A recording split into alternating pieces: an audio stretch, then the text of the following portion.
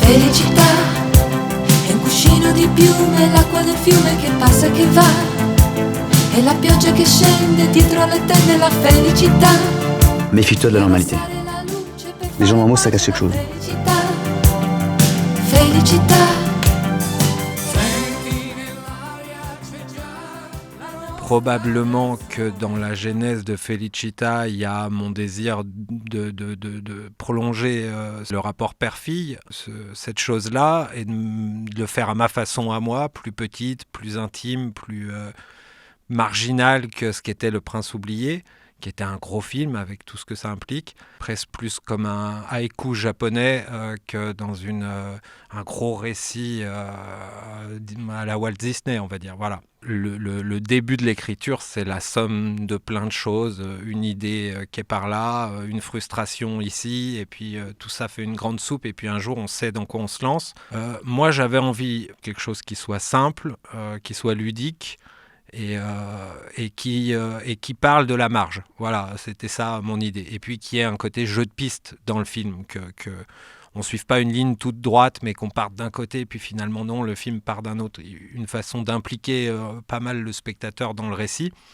Moi, j'ai toujours eu tendance à éloigner les films le plus possible de moi, à raconter des histoires qui n'avaient rien à voir avec moi, parce que je considère toujours que c'est pas très intéressant. Enfin, moi, je suis pas très intéressant. Il se trouve que pour celui-là, pour plein de raisons, et aussi pour le rendre facile à fabriquer, j'ai tout ramené à moi. C'est ma fille qui joue dedans, il y a plein de choses de notre rapport dedans, mais aussi les endroits où on a tourné sont des endroits de famille qui sont confortables pour nous parce qu'on les connaît bien. Voilà. Donc il y a eu cette espèce de truc où d'un coup, ça s'est rapproché de moi et de mon intimité, ce qui est un peu un piège, parce que voilà, ça suffit pas pour faire un film, il faut que ça devienne universel. Tu pars d'un truc hyper perso et puis tu essayes de l'agrandir vers l'universel. Mais voilà, pour la première fois en tout cas, ce film-là, il était très intime et très personnel.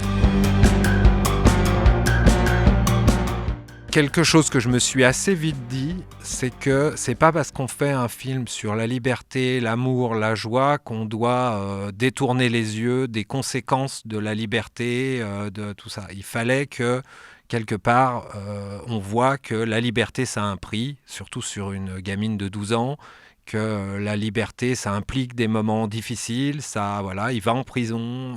Je voudrais pas trop dévoiler la fin du film, mais tout ça, c'est pas trop happy, tout va bien, tout est joyeux, quoi. Il faut qu'il y ait aussi le revers de la médaille. Donc comment j'ai abordé le personnage de la petite ? D'abord, j'avais envie qu'elle soit presque la plus mature des trois. Donc c'est pour ça qu'elle a cette espèce d'intensité, de silence, et que parfois elle se met un petit peu au-dessus d'eux et les regarde d'un peu loin. Et je voulais, donc il y avait ce truc un peu ambigu, il fallait à la fois que ça soit vraiment une petite fille, avec des jeux de petite fille, des rêves de petite fille, en même temps à un moment très précis qui est celui de la rentrée au collège, qui est plutôt, on va dire, dans la vie, le moment où on a envie d'être normal, où on a envie d'être comme tout le monde. Donc c'était ce symbole de la rentrée des classes, c'est le moment où je vais enfin être comme tout le monde. Donc je voulais à la fois qu'elle ait ces trucs d'enfant, ces trucs d'ado, et en même temps qu'elle soit presque plus mature qu'eux. Donc il fallait composer entre tout ça un personnage qui soit donc pas juste on est tous heureux donc tout va bien, et qui en même temps soit capable de rester naïve, joyeuse et pleine d'amour pour ses parents malgré tout. En fait, ma fille, elle joue. Elle fait du théâtre depuis longtemps. Elle a accompagné toute l'écriture du Prince oublié en spectateur. En me voyant l'écrire, je lui racontais le soir à table. J'aimais bien me frimer un peu en racontant les petites idées que j'avais eues dans la journée. Donc mes enfants, j'ai un fils qui est plus jeune, donc c'était pas exactement le même endroit, mais Rita, elle a beaucoup accompagné tout ça. Et au moment de rebondir, je me suis dit, mais c'est pas... Enfin, si j'écris un autre film père-fils, ça peut pas ne pas être elle, quoi. Donc voilà, je savais que ce serait elle. Je savais dès le début que ce serait elle. Elle le savait pas.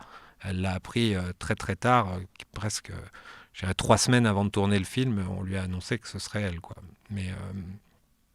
Mais ouais, c'était pour elle. Ouais, j'ai écrit pour elle.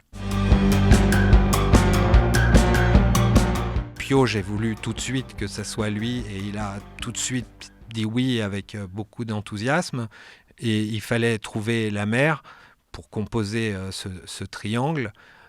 Et j'ai vu très peu d'actrices et j'ai tout de suite su que ce serait Camille parce que je savais qu'elle avait à la fois ce truc d'enfance et de maturité, c'est-à-dire elle a eu un enfant très très jeune. Si on regarde le film, elle est quand même très jeune pour avoir un enfant de cet âge-là, mais en même temps elle est assez mûre.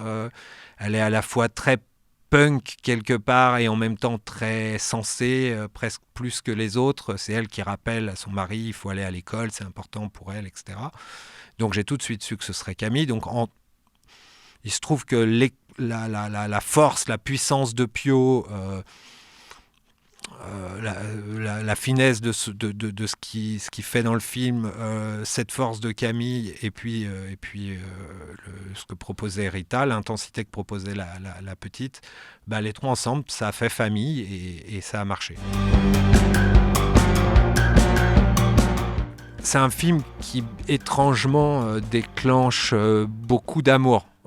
Beaucoup de spectateurs viennent me voir, même de façon presque tactile, c'est-à-dire pas du tout au geste barrière, presque en me prenant dans les bras en disant voilà, c'est beau, c'est un film qui c'était pas le cas du tout de mon premier film ou d'autres projets sur lesquels j'ai bossé. Celui-là, voilà, il fait qu'on a envie de me dire je t'aime. Ouais, c'est pas dégueu. Juste merci beaucoup parce que moi je suis hyper fier et hyper heureux de participer à ça, à cette aventure et voilà, et que le film soit vu partout.